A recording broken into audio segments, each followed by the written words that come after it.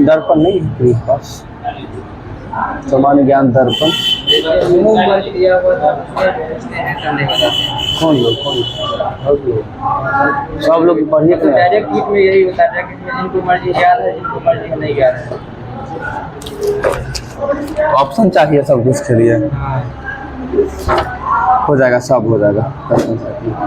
लाल क्रांति का संबंध किस क्षेत्र से? टमाटर और मांस दोनों देता है, ठीक है। आगे बताना है, फ्री थ्रो शब्द का संबंध किस खेल से? फ्री थ्रो बास्केटबॉल हो जाएगा, सही है।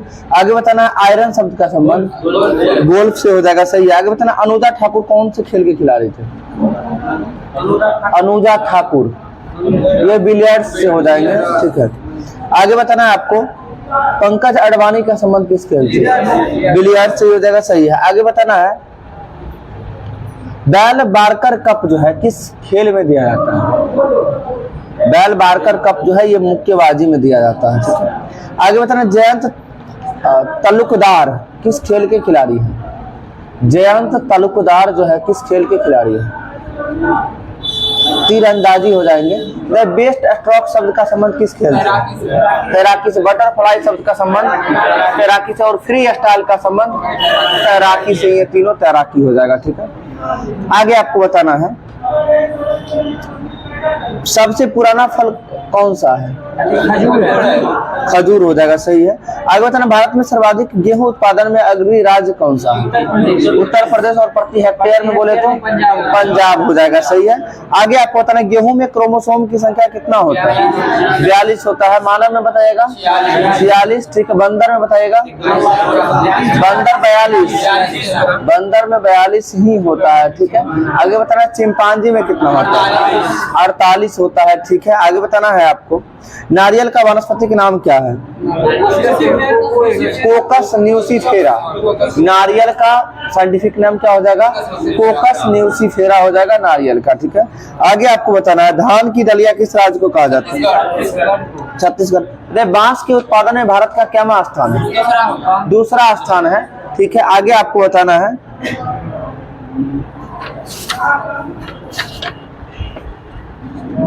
नील नदी के किनारे कौन सी सभ्यता बसी हुई है? मिस्र की सभ्यता। बताए, पुनर्जागरण की सबसे प्रमुख विशेषता क्या थी? पुनर्जागरण की सबसे प्रमुख विशेषता क्या थी? मानववाद हो जाएगा। क्या हो जाएगा? मानववाद हो जाएगा, सही। आगे बताना, आधुनिक फ्रांस का निर्माता किसे माना जाता है? नेपोलियन बोनापार्ट को। आधुनिक फ्रांस के निर्माता के लिए माना जाता है नेपोलियन बोनापार्ट को। आगे बताना, कौन सी रेखा जो है विषुवत रेखा के समानांतर स्थित है?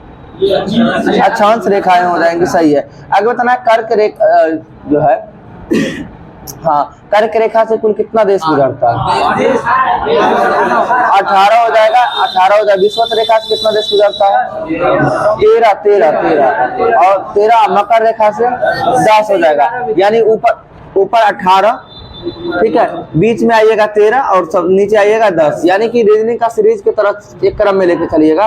18, 13, 10, पहले 5 घटा फिर 3 घटा, यानी 18 ऊपर में 18। देखते होंगे मैथ में जो उत्तर में सबसे ज्यादा सर्वाधिक देश स्थित है, बीच में आते थोड़ा सा कम होता है, और साउथ में आते हैं तो थोड़ा और कम होता है, यानी दक्षिण में और देशों की संख्या कम हो जाती है। तो ऊपर सबसे अधिक यानी 18, बीच में आए तो 13 और सबसे नीचे आए तो 10, यानी ऊपर में क्या होता है मैथ में? नॉर्थ में कौन सा रेखा? कर्क रेखा। बीच में कौन सा? विषुवत रेखा, और नीचे दक्षिण में मकर रेखा। यानी कर्क रेखा से कुल 18 देश, विषुवत रेखा से 10 देश, और मकर रेखा से 13, नहीं, विषुवत रेखा से 13 देश और मकर रेखा से 10, ठीक है। आगे बताना, हाँ, विषम संख्या घटते जा रहा है। आगे बताना, अल्लाह रखा खान जो है किस वाद्य यंत्र से संबंधित? तबला से हो जाएगा, सही। बताइए, इसरो का स्थापना कब हुआ था? 15 अगस्त 1969। और यूरोपीय स्पेस एजेंसी का स्थापना कब हुआ था? ESRO की बात कर रहे हैं, 5 साल पहले 64 में हुआ था। ESRO का स्थापना कब हो जाएगा? 1964 में हो जाएगा, सही है। आगे आपको बताना, भारत का पहला कंप्यूटर कहाँ स्थापित किया किया गया था? कोलकाता में ही किया गया था, कोलकाता में ही स्थापित किया गया था, भारतीय सांख्यिकी संस्थान में किया गया था। तो पहला कंप्यूटर का उपयोग जो है स्थापित किया गया था। आगे बताना है आपको, किसी प्रोग्राम में बग क्या होता है? एरर होता है। बग एक प्रकार का एरर होता है, किसी प्रोग्राम का बग जो है एरर होता है। आगे बताना, रोलिंग प्लान को भारत में लागू करने का श्रेय किसे जाता है? डीटी लकड़ावाला को जाता है। रोलिंग प्लान को भारत में लागू करने का श्रेय जो है किसे जाता है? डीटी लकड़ावाला को जाता है। ठीक है, लकड़ावाला समिति था ये। आगे बताना है, विश्व में मसालों के सबसे बड़े उत्पादक, उपभोक्ता और निर्यातक देश कौन सा देश? भारत हो जाएगा, सही है। आगे बताना, चोल काल में सर्वोच्च न्यायालय को क्या कहा जाता था? मनरम।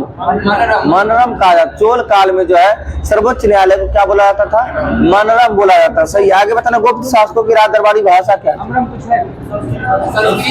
संस्कृत हो जाएगी। गुप्त शासक की राज दरबारी भाषा संस्कृत। गुप्त काल में बताया भू राजस्व का दर कितना था? 1/6 था। सही है। आगे आपको बताना है, बिंदुसार की मृत्यु के समय अशोक किस प्रांत का गवर्नर था? ठीक है, उज्जैन का था। सही है। आगे आपको बताना, किस सातवाहन सम्राट ने गाथा सप्तशती नामक रचना की है? तो गाथा सप्तशती का रचना किसके द्वारा? हाल के द्वारा किया गया था। सही। आगे बताना, एहोल का लाडखा मंदिर किस देवता को समर्पित है? एहोल का लाडखा मंदिर जो है किस देवता को समर्पित है? सूर्य देवता को समर्पित है। ठीक है। आगे बताना, मोहम्मद गौरी का अंतिम आक्रमण किसके विरुद्ध था? पंजाब के खोखर के विरुद्ध था मोहम्मद गौरी का। ठीक। मोहम्मद गौरी का मृत्यु कब हो गया था? 1206 में ना। मोहम्मद गौरी की मृत्यु हुआ है 15 मार्च 1206 को हुआ है। और इसके बाद जो है कुतुबुद्दीन ऐबक के द्वारा दिल्ली सल्तनत का स्थापना कर दिया गया था। आगे आपको बताना है, इब्न बतूता किसके शासनकाल में भारत आया था? तो इब्न बतूता मोहम्मद बिन तुगलक हो जाएगा। मोहम्मद गौरी किस वंश का शासक था? शमसी ने संसबनी वंश का शासक था। और शमसी वंश की बात करते हैं इल्तुतमिश के बारे में। इल्तुतमिश की बेटी रजिया सुल्तान का देता है शमसी वंश का। ठीक है, संसबनी वंश सही होगा। आगे आपको बताना है, किस मुगल सम्राट के काल को हिंदी साहित्य का स्वर्ण काल कहा जाता है? अकबर के काल को कहा जाता है। ठीक है। आगे बताना, वांडीवास के युद्ध में अंग्रेजों का नेतृत्व कौन कर रहा था? सर आयरकुट कर रहा था। सही। वांडीवास की लड़ाई हुआ कब था? 1760 में हुआ था। ठीक है। इससे 1 साल पहले कौन सी लड़ाई हुई थी? बेदरा की लड़ाई किसके किसके मध्य हुआ था? डच और अंग्रेज। इसमें कौन पराजित हुआ था? डच पराजित हुआ था। सही है। आगे बताना, भारत में पहली बार जो है मुद्रण मशीन की स्थापना किसके द्वारा किया गया था? पुर्तगालियों के द्वारा ही किया गया था। सही है। आगे बताना, निष्क्रिय विरोध का सिद्धांत किसके द्वारा? अरविंद घोष के द्वारा दिया गया था। सही। आगे बताना, मोहम्मद अली जिन्ना ने जो है, अब मोहम्मद अली जिन्ना को हिंदू मुस्लिम एकता का राजदूत किसने कहा था? सरोजिनी नायडू। सही है। मोहम्मद अली जिन्ना को हिंदू मुस्लिम एकता का राजदूत कहकर किसने संबोधित किया था? सरोजिनी नायडू ने की थी। आगे आपको बताना, 1906 के कांग्रेस कलकत्ता अधिवेशन की अध्यक्षता किसके द्वारा? बीबी नौरोजी के द्वारा किया गया था। सही है। आगे बताना, गांधी इरविन समझौता कब हुआ था? 5 मार्च 1931 को। किसके संबंधित, किस आंदोलन से संबंधित था ये? सविनय अवज्ञा आंदोलन से संबंधित था। और ठीक है। आगे आपको बताना, व्यक्तिगत सत्याग्रह आंदोलन कब हुआ था? 22 अक्टूबर 1940। 17 अक्टूबर 1940। 17 अक्टूबर 1940 को हुआ था व्यक्तिगत सत्याग्रह आंदोलन, जिसके प्रथम सत्याग्रही कौन थे? विनोबा भावे। दूसरा सत्याग्रही डॉक्टर जवाहरलाल नेहरू, पंडित जवाहरलाल नेहरू वही हुए। और तीसरे सत्याग्रही की बात करते ब्रह्म दत्त गुप्त नहीं, ब्रह्म गुप्त अलग है। ठीक है, ध्यान रखिए। भारत का आइंस्टीन किसे कहा जाता है? नागार्जुन को कहा जाता है। सही। आगे आपको बताना है, गांधी जी किस गोलमेज सम्मेलन में भाग लिए थे? दूसरा में। सही बताया। इंडिया फॉर इंडियन नामक पुस्तक के लेखक CR दास, चित्तरंजन दास। देश बंधु के रूप में किन्हें जाना जाता है? चित्तरंजन दास को। दीन बंधु के रूप में CF एंड्रयूज को जाना जाता है। सही। आगे बताना, इंडियन लिबरल फेडरेशन की स्थापना किसके द्वारा किया गया था? इंडियन लिबरल फेडरेशन की स्थापना महात्मा गांधी के द्वारा कब किया गया था? 1932 में। कब किया गया था? 1932 में इंडियन लिबरल फेडरेशन की स्थापना महात्मा गांधी के द्वारा 1932 में किया गया था। हरिजन सेवक संघ की स्थापना की बात करते हैं 1932। ठीक है। आगे आपको बताना है, कैलिफोर्निया में जो 1907 में जो है इंडियन इंडिपेंडेंस लीग की स्थापना किसके द्वारा की गई थी? इंडियन इंडिपेंडेंस लीग की स्थापना तारकनाथ दास के द्वारा 1907 में कहां में? कैलिफोर्निया में की गई थी। आगे आपको बताना है, भारतीय स्वतंत्रता में जो है रजवाड़ों की स्वतंत्रता का समावेश संबंधी प्रस्ताव कांग्रेस के किस अधिवेशन में मतलब जारी किया गया था? यानी रजवाड़ों को जो है इसका यानी रजवाड़ों की स्वतंत्रता या समावेश संबंधित जो है बात जो है कांग्रेस के किस अधिवेशन में रखा गया था? तो त्रिपुरी अधिवेशन हो जाएगा, और जो कब हुआ था 1939 में हुआ था, जिसकी अध्यक्षता किसके द्वारा? सुभाष चंद्र बोस के द्वारा किया गया था। ठीक है, और ये त्रिपुरी पड़ता कहाँ है? त्रिपुरी मध्य प्रदेश में, और हरिपुरा जो एक साल पहले 38 में मिला वो गुजरात में पड़ता है। दोनों को एक साथ ध्यान रखिएगा, हरिपुरा कहाँ पड़ता है? गुजरात में, और त्रिपुरी मध्य प्रदेश में पड़ती है। ठीक है, रहेगा सुभाष चंद्र बोस के इस्तीफा देने के बाद शेष समय के लिए किसके द्वारा अध्यक्षता की गई थी? डॉक्टर राजेंद्र प्रसाद के द्वारा जो है अध्यक्षता किया गया था शेष समय के लिए। आगे आपको बताना है कांग्रेस के अंदर शक्तिशाली प्रभाव, यानी यही हुआ त्रिपुरी अधिवेशन के अंतर्गत जो है देश की भारतीय स्वतंत्रता में रजवाड़ों की जो है स्वतंत्रता या का समावेश प्रस्ताव कांग्रेस के किस अधिवेशन में? तो हरिपुरा ने त्रिपुरी अधिवेशन में घोषित किया गया। आगे आपको बताना कांग्रेस के अंदर शक्तिशाली प्रभावक गुट के रूप में कार्य करने के लिए कांग्रेस नेशनलिस्ट पार्टी किसने बनाई थी? कांग्रेस नेशनलिस्ट पार्टी के द्वारा किसके द्वारा बनाया गया था? ये मदन मोहन मालवीय और MS अने के द्वारा बनाया गया था। किसके द्वारा? MS अने के द्वारा। आइए बताना भारतीय संविधान को कब अंगीकार किया गया? 26 नवंबर 1949। ये सब क्वेश्चन का जवाब दीजिए ना। 26 नवंबर 1949 को भारतीय संविधान को अंगीकार, यानी नहीं बोलिएगा ना तो नींद आने लग जाएगा, जान लीजिए। हम बोल रहे हैं फिर भी नींद आ जाती है। ठीक है, थोड़ा सा कोशिश करिए, अगर जानते हैं तो बोलने का, थोड़ा कम साउंड में ही लेकिन बोलिए जरूर। ठीक है, आगे आपको बताना है भारतीय संविधान को कब अंगीकृत किया गया था? 26 नवंबर 1949 को। बढ़कर कब तैयार हुआ था? 26 नवंबर 1949 को। और संविधान सभा का अंतिम बैठक कब हुआ था? 24 जनवरी 1950 को हुआ था। ठीक है, आगे आपको बताया दादर और नागर हवेली भारत में शामिल करने से पूर्व किसके उपनिवेश था? तो ये पुर्तगाली के उपनिवेश था। सही है। आगे बताना है राष्ट्रपति और उपराष्ट्रपति के चुनाव संबंधी विवाद कौन सुलझाता है? सर्वोच्च न्यायालय सुलझाता है। सही है। आगे बताना सार्वजनिक धन का संरक्षक कौन होता है? कैग यानी नियंत्रक एवं महालेखा परीक्षक।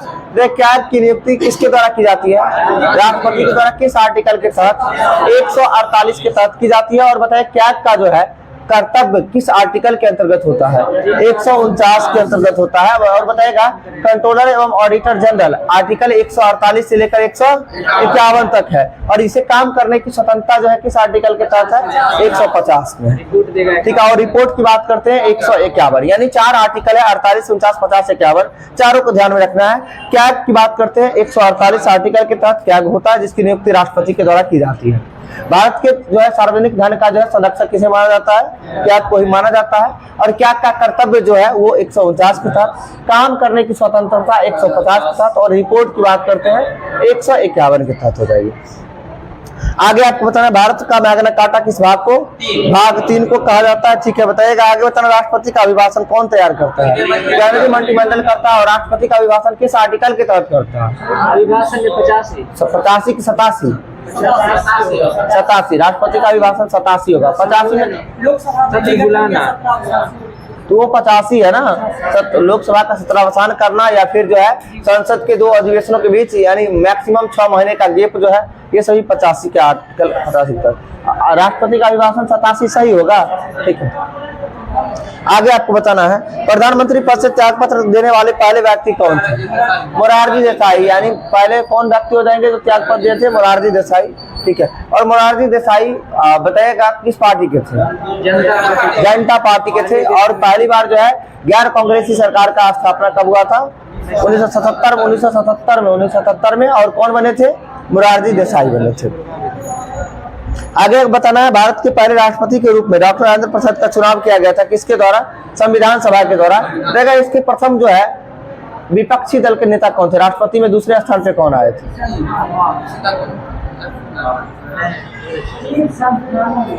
गलत है, कोई बूढ़ा करके है, फिरोज शाह मेहता। लगातार खड़ा हुए थे, उसके बाद बंदे करा दिया गया।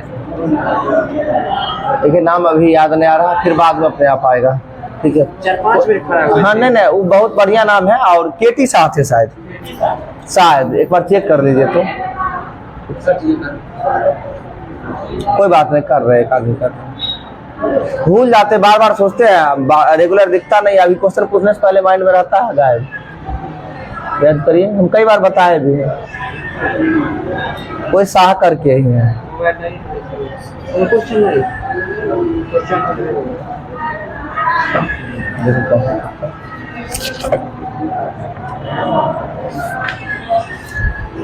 कितना नंबर हाईएस्ट गया आज? नहीं देखते हैं। कॉपी किनके पास है, लिख रहे हैं सर? हो गया, देखो क्वेश्चन रिपीट करवाए हैं आज, देखा था आप लोग को प्रमाण देते हैं।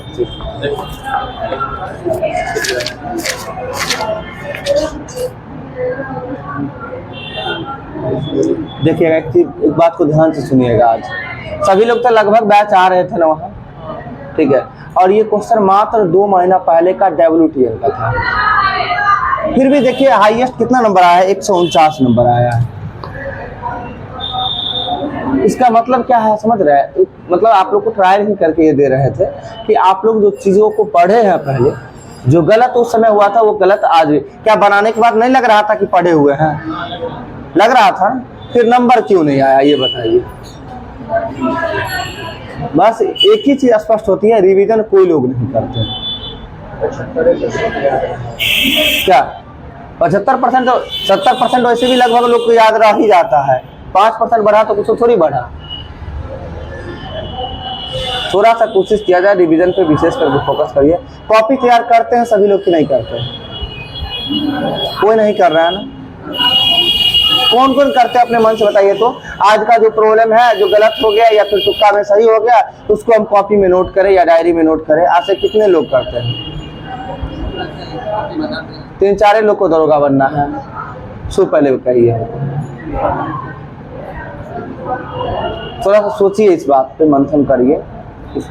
3-4 लोग को तो नहीं ना बनना है, सभी लोग को बनना है। थोड़ा सा कुछ आप एक बार पढ़िएगा, हो सकता है सेट बनाने में लग जाता है, इजी है, या फिर बात आंसर जब मिलाएंगे ना सब क्वेश्चन आपको आसानी लगने लग जाएगा।